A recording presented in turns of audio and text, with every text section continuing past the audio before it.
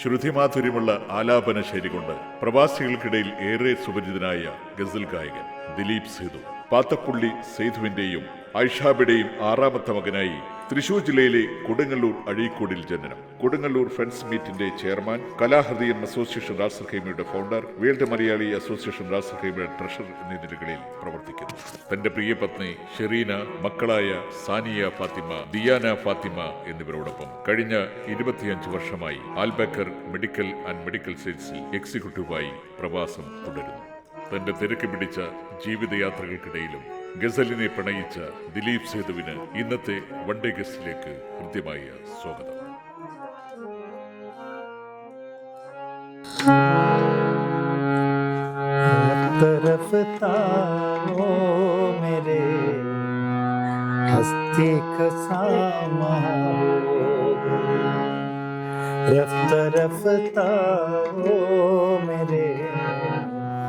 हस्ती का सामा पहले जान फिर जाने जान फिर जाने जाना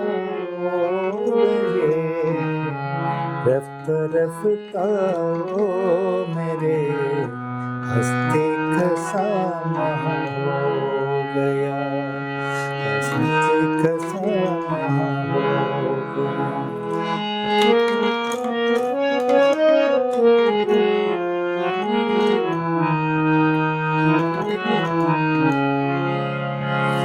दिन ब दिन बढ़ती गए दिन ब दिन बढ़ती गए उस हुस्न की रानाइया दिन ब दिन बढ़ती गए उस हुस्न तिहानिया पहले गुल फिर गुल बदन पहले गुल फिर गुल बदन फिर गुल बदाना रफ्ता रफ्ता ओ मेरे हस्ती का सामा हो गए हस्ती का सामा हो गए. നമസ്കാരം. എല്ലാ പ്രിയപ്പെട്ടവർക്കും ഇന്നത്തെ വൺഡേ ഗസ്റ്റിലേക്ക് ഹൃദ്യമായ സ്വാഗതം. ഇന്നത്തെ വൺഡേ ഗസ്റ്റിൽ നമ്മുടെ അതിഥിയായി എത്തുന്നത് UAE റാസൽ ഖൈമക്കാർക്ക് ഏറ്റവും സുപരിചിതനായ ഗസലിനെ പ്രണയിക്കുന്ന ഒരു ഗായകനാണ് ദിലീപ് സേതു. ദിലീപ് സേതുവാണ് ഇന്നത്തെ നമ്മുടെ അതിഥി. പ്രിയപ്പെട്ട ദിലീപ് സേതുവിൻ്റെ വിശേഷങ്ങളിലേക്കും അദ്ദേഹത്തിൻ്റെ കുറച്ച് പാട്ടുകളിലേക്കും നമുക്ക് പോകാം. പ്രിയപ്പെട്ട ദിലീപ് സേതുവിന് ഇന്നത്തെ ഈ വൺഡേ ഗസ്റ്റിലേക്ക് ഹൃദ്യമായ സ്വാഗതം. Thank you. बचपन की मोहब्बत को दिल से न जुदा करना मुझे याद नहीं आया मिलने की दुआ करना बचपन की मोहब्बत को दुनिया से ना मुझे आए मिलने की दुआ करना. ദിലീപ് ഈ ഗസലിനെ പ്രണയിച്ചു തുടങ്ങുന്നത് എപ്പോഴാണ്? ഗസൽ എന്ന് പറഞ്ഞു കഴിഞ്ഞാൽ ഞാൻ +2 പഠിക്കുന്ന സമയത്ത് രണ്ടാമത്തെ ആസാദ് എന്ന് പറഞ്ഞ ഒരാളെ എനിക്കൊരു കാസറ്റ് കൊണ്ട് തരുന്നത് ഈ പങ്കുജുദാസിൻ്റെ ഒരു ഗസൽ, ഫേമസ് ആയിട്ടുള്ള ഗസൽ, അന്നത്തെ ആ ഗസൽ കൊണ്ട് തരുന്ന ഗസലാണെന്നൊന്നും അറിയില്ല. അന്ന് നമ്മൾ പഴയ ടേപ്പർ കാറിലിട്ട് കേൾക്കുന്നു. അപ്പോൾ തിരിച്ച് പിറ്റേ ദിവസം കൊടുക്കണം. അപ്പോൾ അതിനുവേണ്ടി ഞാൻ റെക്കോർഡ് ചെയ്യാൻ വേണ്ടി ഒരു സ്ഥലത്ത് കൊണ്ട് കൊടുക്കുന്നു. മാപ്പിളപ്പാട്ട് എൻ്റെ കാസറ്റിൽ ഈ ഗസൽ വാർത്തണമെന്ന് പറഞ്ഞ് എൻ്റെ സുഹൃത്തിനോട് കൊടുക്കുകയാണ്. അപ്പോൾ പിറ്റേ ദിവസം 2 ദിവസം കഴിഞ്ഞ് വാങ്ങാൻ ചെന്നപ്പോൾ ഗസൽ മായ്ച്ച് കളഞ്ഞിട്ട് 2ലും മാപ്പിളപ്പാട്ട് റെക്കോർഡ് ചെയ്തിരിക്കുന്നത് തന്നു. അപ്പോൾ അവനായിട്ട് അടിയായി. അപ്പോൾ ആദ്യമായിട്ട് കേട്ടാണ് നമുക്ക് ഗസലിൻ്റെ ശാഖയാണെന്നൊക്കെ അന്നാണ് അറിയുന്നത്. അപ്പോൾ പിന്നെ അന്ന് മുതൽ കാസറ്റ് തപ്പിയുള്ള നടത്തായി. എനിക്കൊണ്ട് ദിലീപ് കൊടുക്കണമല്ലോ. ദിലീപ് പാടുന്ന എനിക്ക് തോന്നുന്നത് അധികം ഹിന്ദുസ്ഥാനി ഗസലുകളാണെന്ന് തോന്നുന്നല്ലേ? ഹിന്ദുസ്ഥാനി ഗസൽ എന്നൊന്നും പറയാൻ പറ്റില്ല. പക്ഷെ അല്ലാതെ ശാസ്ത്രീയമായിട്ട് കേൾക്കല് ശാസ്ത്രീയമായി അഭ്യസിച്ചിട്ടുണ്ടോ അതോ പാരമ്പര്യമായിട്ട് ഇങ്ങനെ കിട്ടിയതാണ്? പാരമ്പര്യമായിട്ട് കിട്ടിയതാണ്. അത് വാപ്പ നന്നായിട്ട് പാടും. ആ വാപ്പ പഴയ ഹിന്ദികളാണ് കൂടുതൽ പാടിയിരുന്നത്. തലത്ത് മുഹമ്മദ്, കിഷോർ, മുകേഷിൻ്റെ പാട്ടുകളൊക്കെ ഞങ്ങൾ ടേപ്പ് റെക്കോർഡ് റേഡിയോ ഒന്ന് കേൾക്കുന്നതിന് മുമ്പ് തന്നെ വാപ്പ പാടിയിട്ടാണ് കേൾക്കുന്നത്. അപ്പോൾ ഒരു പാരമ്പര്യമായിട്ട് കിട്ടിയുള്ള കഴിവാണ്. അപ്പോൾ എൻ്റെ സഹോദരന്മാരെല്ലാവരും പാടും, സഹോദരിമാർ പാടും. ശരി. ഞങ്ങൾ എല്ലാവരും പാട്ടുകാരാണ്. ആരും ശാസ്ത്രീയമായിട്ട് ഒരാൾ പോയിട്ടുണ്ട്. എനിക്ക് നേരെ മൂത്താൾ മുഹമ്മദ് റാഫി. ശരി. ആള് അബുദാബിയിലുണ്ട്. എനിക്ക് തോന്നുന്നല്ല ഈ പേരുകളൊക്കെ കേൾക്കുമ്പോഴേ ഈ പ്രശസ്തരായ ഗായകരുടെ പേരാണ് അന്ന് ഉൾപ്പെട്ടിട്ടുള്ളത്. ഈ ബ്രോഡുള്ളൊക്കെ പ്രണയം കൊണ്ടായിരുന്നു അങ്ങനെ മക്കൾക്കും ആ പേരിട്ടത്. ദിലീപ് സേതു, എനിക്ക് തോന്നുന്നു അങ്ങനെ ഒരു പേര് ഞാൻ ആദ്യം കേൾക്കുകയാണ്. പലപ്പോഴും ദിലീപ് സേതു ഇതെങ്ങനെ വന്ന്? ദിലീപ് സേതുവിനെ ഇടക്ക് തെറ്റിദ്ധരിക്കാൻ ചാൻസ് ഉണ്ട്. പേരാണ് പലപ്പോഴും പലരും തെറ്റിദ്ധരിക്കാറുണ്ട്. അപ്പൊ ഞാന് വാപ്പാക്ക് പഴയ ഹിന്ദിപ്പാട്ടൊക്കെ ഇഷ്ടപ്പെട്ടോണ്ട് ദിലീപ് കുമാറിന് വലിയ ഇഷ്ടമായിരുന്നു. ദിലീപ് കുമാർ, യൂസഫ് ഖാൻ, അപ്പോൾ അദ്ദേഹത്തിന് വലിയ ഇഷ്ടമായിരുന്നു. അപ്പോൾ ആ ഒരു ഇഷ്ടത്തിലായിരിക്കും പേരിട്ടെന്നാണ് ഞാൻ വിചാരിക്കുന്നത്. ഭാര്യ ഇവിടെ ഉണ്ട്, 10-20 വർഷമായിട്ട് ഇവിടെ ഉണ്ട്. ഷെറീന, മോള് ദിയാന, മൂത്താള് ബിടെക് 3rd ഇയർ, രണ്ടാമത്തെ ആള് സാനിയ ഫാത്തിമ 10ാം ക്ലാസ്സിൽ. മോള് രണ്ടുപേരും വരക്കും. ദിലീപിന്റെ കഴിവ് കിട്ടിയെന്ന് കാരണം താങ്കൾ എനിക്ക് വരക്കാറുണ്ട്. വരയുണ്ട്. പാട്ട് മാത്രമല്ല, വരണ്ട്, പാട്ടുകൾ എഴുതിയിട്ടുണ്ട് അല്ലേ? പാട്ടുകൾ എഴുതി ഞാൻ തന്നെ ട്യൂൺ ചെയ്ത് ഞാൻ തന്നെ കേൾക്കും. സംഗീതമുണ്ട്, സംഗീത സംവിധാനം ഉണ്ട്, ഗാനരചന ഉണ്ട്, പിന്നെ ഗായകനാണ്, നന്നായി വരക്കും. അതല്ല ഇത്രയും പോരെ ഒരു കലാകാരനെ? ഉടനെ തന്നെ നമ്മളൊരു ആൽബം വരുന്നുണ്ട്. അത് ആ പാട്ടാരെഴുതിയുള്ളത്? അത് നമ്മുടെ തിരക്കഥാകൃത്ത് PS റഫീഖിൻ്റെ വരികളാണ്. ഉടനെ തന്നെ പാട്ട് വരും. അതിലത്തെ 2 വരി കേൾക്കാൻ പറ്റുമോ? അത് പുറത്തേക്ക് ആക്കിയിട്ടില്ല. ശരി. അത് ട്യൂണൊക്കെ റെഡി ആയിട്ടുണ്ട്. പ്രേക്ഷകർക്ക് വേണ്ടി 2 വരി.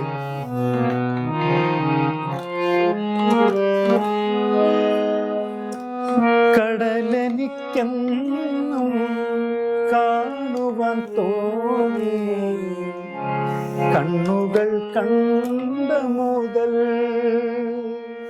നിന്റെ കണ്ണുകൾ കണ്ട മുതൽ. വേറെ ആൽബങ്ങൾക്ക് പ്രൊഡ്യൂസ് ചെയ്തിട്ടുണ്ട്, നിർമ്മാതാവായിട്ടുണ്ടല്ലേ പ്രശസ്തരായ ഗായകരുടെ?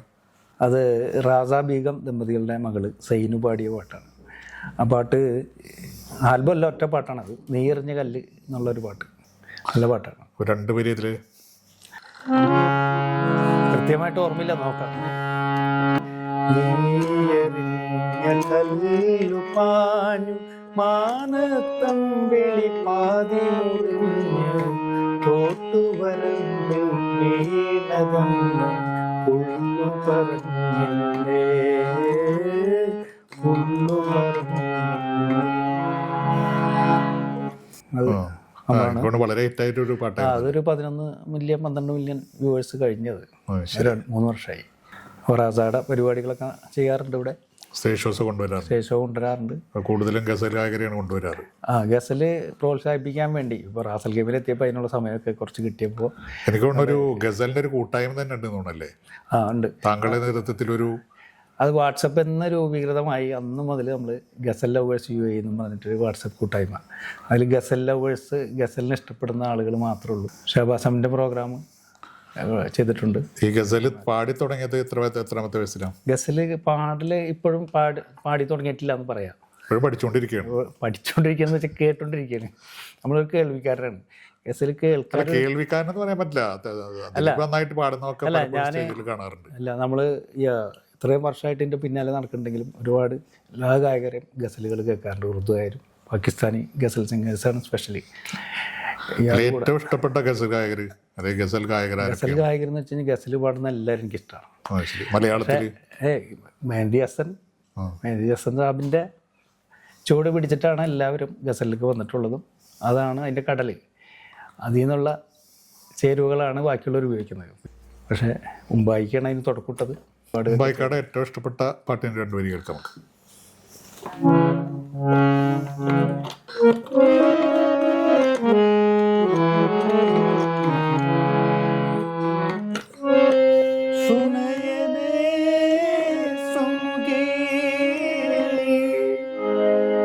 സുമവദനേ സഖി പ്രമദാവനം മലരഞ്ഞോ പ്രണയസൗരഭം സുനയനേ സുമുഖേ സുമവദനേ സഖി. ഗസൽ രംഗത്ത് താങ്കൾക്ക് ആരെങ്കിലുമൊക്കെ ഗുരുനാഥന്മാരുണ്ടോ? ഗുരുനാഥന്മാരെന്ന് വെച്ച് കഴിഞ്ഞാൽ നമ്മളെ കോഴിക്കോടുള്ള മുസ്തഫ മാന്തോട്ടം. ഇപ്പൊ അടുത്ത കാലത്ത് സിനിമയിലൊക്കെ പാടി മൂപ്പര്. മുസ്തഫ മാന്തോട്ടം ഇവിടെ UAE എത്തിയതും റാസൽ ഗെയിമിൽ എത്തിയതുമാണ്. പിന്നെ ഗസൽ പിന്തുടർന്ന് പോകാനുള്ളൊരു പ്രചോദനം ഉണ്ടായത്. അപ്പോൾ അദ്ദേഹത്തിൻ്റെ കൂടെ എല്ലാ പരിപാടിക്കും പോവുകയും അതൊരു വലിയ സപ്പോർട്ടായിരുന്നു. അപ്പോൾ ഒരു നമ്മുടെ കൂടെപ്പറപ്പ് പോലെ വർഷങ്ങളോളം ഇവിടെ ഉണ്ടായിരുന്നു. അദ്ദേഹം 3 വർഷം മുമ്പ് തിരിച്ച് കോഴിക്കോടേക്ക് പോയി. പിന്നെ സ്വന്തം ഇരുന്ന് വായിച്ച് പഠിക്കുകയായിരുന്നു. പിന്നെ സ്വന്തം പ്രയത്നം കൊണ്ടാണത്. സ്വന്തം പ്രയത്നം, സ്വന്തം വായിച്ച് യൂട്യൂബൊക്കെ നോക്കി പഠിച്ച്. അല്ല, ഈ ഹാർമോണിയം പഠിച്ചത് അങ്ങനെ തന്നെ? ഗുരുവൊന്നും ഉണ്ടായില്ല. ശരി. അതിപ്പോൾ പാട്ടിലും ഗുരുവില്ല, ഇതിലും ഗുരുവില്ല. നമുക്ക് ഇഷ്ടം കൊണ്ട് അങ്ങനെ പഠിച്ചെടുത്തത്. ദിലീപ് സേതു ഏത് പ്രായത്തിലാണ് ഈ പാട്ട് പാടി തുടങ്ങുന്നത്? എനിക്ക് തോന്നുന്നു ആദ്യം തന്നെ ഗസലായിരുന്നു പാടിയിരുന്നത്. ഇല്ല, ഞാൻ പറഞ്ഞില്ലേ, പ്രൊഫഷണലായിട്ടൊന്നും പഠിക്കാനൊന്നും പോയിട്ടില്ല. 10-ലോ 9-ലോ പഠിക്കുമ്പോൾ ഒരു പാട്ട് പാടിയിട്ടുണ്ട്, സമ്മാനം കിട്ടിയിട്ടുണ്ട്. അതാ തുടക്കം. അതിൻ്റെ വരികൾ ഓർമ്മ? അതിൻ്റെ വരികൾ ഓർമ്മയുണ്ട്. അത് കേൾക്കാതെ. അത് ഇതിലൊന്നും ഞാൻ പാടി നോക്കിയിട്ടില്ല. ആ നല്ല നാളിൻ്റെ ഓർമ്മക്കായി, ആ നല്ല നാളിൻ്റെ സ്മരണക്കായി ഇതാ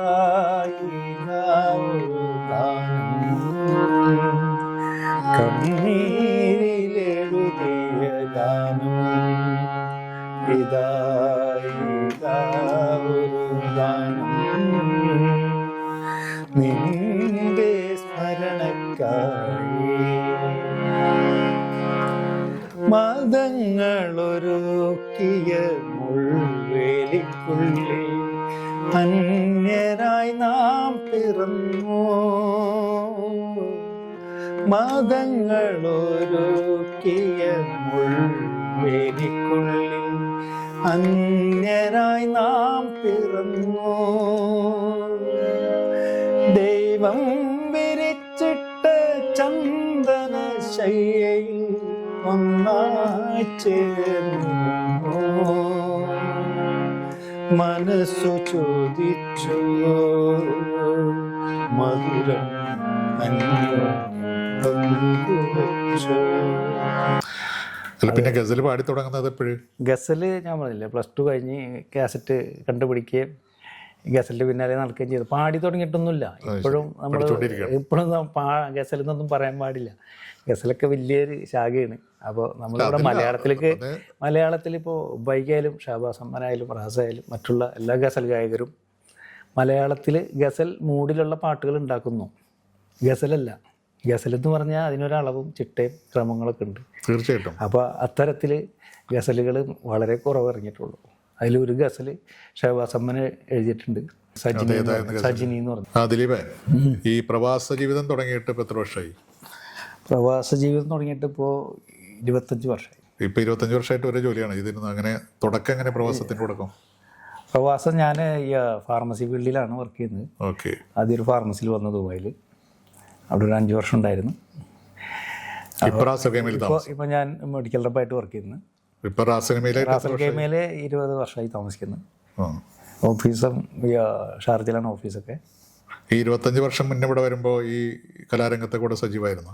ഇല്ല, 25 വർഷം നമ്മൾ പ്രവാസികളുടെ ചൂടും വയർപ്പും ഒക്കെ അനുഭവിച്ച് ജീവിക്കുന്ന ഒരവസ്ഥയല്ലേ. ഇപ്പോൾ ഈ കുറച്ച് കാലമായിട്ടുള്ളൂ ഇതിനൊക്കെ സമയം കിട്ടിയിട്ട്. യാത്ര ചെയ്യുമ്പോഴൊക്കെ ഈ പാട്ട് പാടിയിട്ടാണ് പ്രാക്ടീസൊക്കെ കാറിൽ നടക്കും. അതുകൊണ്ട് പിന്നെ അങ്ങനെ സമയം കണ്ടെത്തും. മുഴുവൻ സമയം കാറിൽ തന്നെയായിരിക്കും.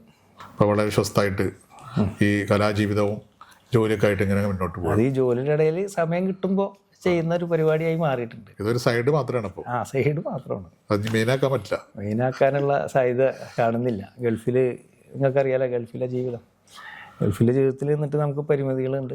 തീർച്ചയായിട്ടും എല്ലാ പ്രവാസികളും കാണാൻ അവരെ രക്ഷയായിട്ടാണ് നമ്മളെ ഒരു ഇഷ്ടം കൊണ്ട് കാരണം നമ്മുടെ ജീവിതം മുന്നോട്ട് പോകണം, അതിന്റെ കൂടെ നമ്മൾക്ക് അറിയുന്ന ഒരു കലയും മുന്നോട്ട് പോവുക. നേരം പോക്കിന് നമ്മൾ എന്ത് ചെയ്യും? അതായത് പ്രോഗ്രാം കിട്ടണമെന്നില്ല പ്രവാസത്തിൽ, ജോലി ഇവിടെ നിന്ന് പാടിയാലും സന്തോഷം. അപ്പൊ ഈ കിട്ടുന്ന ആ ഒരു ലഹരിയാണ്, അത് ആ ഗസലിനോടുള്ള പാട്ടുകളോടുള്ള ഒരു ലഹരിയിൽ ഇങ്ങനെ പോകും. നമ്മളോടുള്ള പാഷനോട് കൂടി കൊണ്ടുപോകണം. ഇവിടെ ഇപ്പോൾ കലാകാരന്മാർ എല്ലാ മേഖലയിലും സിനിമാടന്മാരും നാടകന്മാരും പാട്ടുകാരും എഴുത്തുകാരൊക്കെ ഉണ്ടെങ്കിലും അവർക്ക് ഫുൾ ടൈം ചെയ്യാൻ പറ്റുന്നില്ല ഗൾഫിൽ. തീർച്ചയായിട്ടും ഗൾഫിൽ തന്നെ ഒരു പരിധി ഉണ്ടല്ലോ. ഇപ്പോൾ ആരെങ്കിലും സിനിമാ നടനാണ് എന്ന് ആഗ്രഹിക്കുന്നുണ്ടെങ്കിൽ ഇവിടെ നിന്ന് പോകണം, ഈ നാട് വിട്ട് കേരളത്തിലേക്ക് പോകണം. അല്ലാതെ ഇവിടെ നിന്നിട്ട് ഫുൾ ടൈം കലാകാരനാവുന്ന ജീവിതം കലയൊക്കെ മുന്നോട്ട് പോകണമെങ്കിൽ രണ്ടും ഒന്നിച്ചു കൊണ്ടുപോകണം. ഇവിടുത്തെ കലാകാരന്മാരൊക്കെ ജോലി ചെയ്യുന്നവരാണ് പലരും. ആ ജോലിയുടെ സമയം കഴിഞ്ഞിട്ട് കിട്ടുന്ന സമയത്താണ് എന്തെങ്കിലുമൊക്കെ ചെയ്യുന്നത്. പ്രൊഫഷണലായിട്ട് പോണവരുണ്ട്, ഇതേപോലെ പാഷനായിട്ട് കൊണ്ടു നടക്കുന്നവരുണ്ട്. ഞാനൊക്കെ അതിൽപ്പെടുള്ളൂ. പ്രോഗ്രാമൊക്കെ കുറവല്ലേ. കുടുംബത്തിന്റെ പ്രോത്സാഹനമൊക്കെ എങ്ങനെ ഈ രംഗത്ത്? എല്ലാവരും. ഭാര്യ പാട്ട് പാടുന്ന ആളാണോ? പാട്ട് കേൾക്കും, ഇഷ്ടമാണ്. സാറിനൊക്കെ ഉണ്ട്. വൈഫിനെ ഏറ്റവും ഇഷ്ടപ്പെട്ട ഗസൽ ഗാനം ഏതാണ്? ഒരു പാട്ട് പാടാം വൈഫിന് വേണ്ടിയിട്ടാവും. ഓക്കെ. പാർവണ ചന്ദ്രിക പകലിരുന്നുറങ്ങും ചഞ്ചലോഹ മേടയിലേ. പാർവണ ചന്ദ്രിക പകലിരുന്നുറങ്ങും പഞ്ചലോഹ മേടയിലേ. അനുരാഗ വിവശയാ ഏതോ ഗായിക, അനുരാഗ വിവശയാ ഏതോ ഗായിക അയച്ചതാകാം അവരെ, അയച്ചതാകാം അവരെ. അസ്തമന കടലിനകലെ അകലെ അകലെ അജ്ഞാത ദ്വീപിലെ അരയന്നങ്ങളെ തിരമാലകളെ ആര് ദൂതിനയച്ചു നിങ്ങളെ, ആര് ദൂതിനയച്ചു. പറഞ്ഞാലും തീരാത്ത പ്രേമരഹസ്യം കരയുടെ കാതിൽ പറയും അവർ. പറഞ്ഞാലും തീരാത്ത പ്രേമരഹസ്യം കരയുടെ കാതിൽ പറയും. തിരയുടെ വെള്ള പളുങ്കുത്താളിൽ, തിരയുടെ വെള്ള പളുങ്കുത്താളിൽ തീരം കറുപടി എഴുതും, തീരം മറുപടി എഴുതും. അപ്പോൾ നമ്മുടെ പ്രേക്ഷകർക്ക് വേണ്ടി ഒരു ഗാനം കൂടി.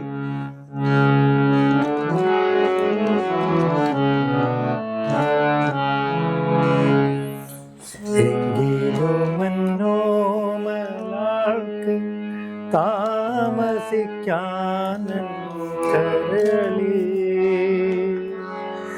എങ്കിലുമെന്നോമലാൾക്ക് താമസിക്കാൻ കരളി. തങ്കക്കിനാക്കൾ കൊണ്ടൊരു താജ്മഹൽ ഞാനൊരുക്കാം. മായാത്ത മധുരഗാന മാലിനിയുടെ കൽപ്പടവിൽ, മായാത്ത മധുരഗാന മാലിനിയുടെ കൽപ്പടവിൽ. കാണാത്ത പൂങ്കുടിലിൽ കൺമണിയെ കൊണ്ടുപോകാം. ഞാൻ വരുമോ പാമരനാ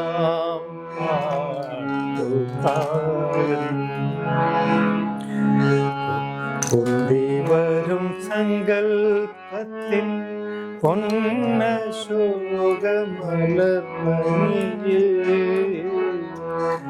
പൊന്തി വരും സങ്കൽപ്പത്തിൻ പൊന്നശോകമലർമണിയിൽ ചന്തമേഴും ചന്ദ്രികതൻ ചന്ദനമണി മന്ദിരത്തിൽ സുന്ദര വസന്തരാവിൽ ഇന്ദ്രനീല മണ്ഡപത്തിൽ സുന്ദര വസന്തരാവിൽ ഇന്ദ്രനീല മണ്ഡപത്തിൽ എന്നും താമസിക്കാൻ എൻ്റെ കൂടെ പോരുമോ എന്നും താമസിക്കാൻ എൻ്റെ കൂടെ പോരുമോ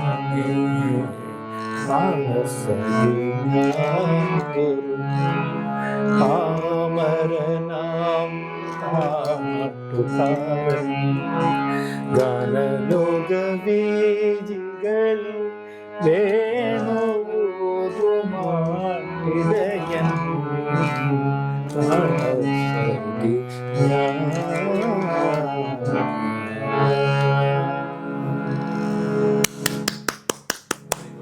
എന്നെപ്പോലെ ഒരു ചെറിയൊരു കലാകാരനെ പരിചയപ്പെടുത്തിയ വൺ ഡേ ഗസ്റ്റ് എന്ന് പറയുന്ന ഈ പ്രോഗ്രാമിലേക്ക് അണിയറയിൽ പ്രവർത്തിച്ച അൽത്താനി സ്റ്റുഡിയോക്കും അഡ്വൈസ് മീഡിയക്കും എൻ്റെ ഹൃദയം നിറഞ്ഞ ആശംസകൾ നന്ദിയും രേഖപ്പെടുത്തുകയാണ്. ഞങ്ങളെപ്പോലുള്ള ചെറിയ കലാകാരന്മാരെ ഉൾപ്പെടുത്തി കൊണ്ടുപോകുന്ന ഈ പ്രോഗ്രാം വൻ വിജയമാവട്ടെ എന്നുകൂടി ഞാൻ ആശംസിക്കുന്നു.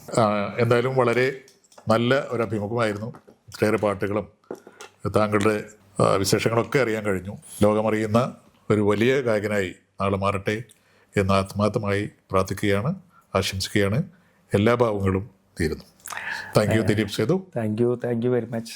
അഡ്വൈസ് വേണ്ടി ഒരുക്കിയ വൺ ഡേ ഗസ്റ്റ് എന്ന ഈ പ്രോഗ്രാം ഇവിടെ പൂർണ്ണമാകുകയാണ്. വീണ്ടും അടുത്ത എപ്പിസോഡിൽ മറ്റൊരു അതിഥിയുമായി എത്തിച്ചേരുന്നതുവരെ എല്ലാ പ്രിയപ്പെട്ടവർക്കും നന്ദി, നമസ്കാരം.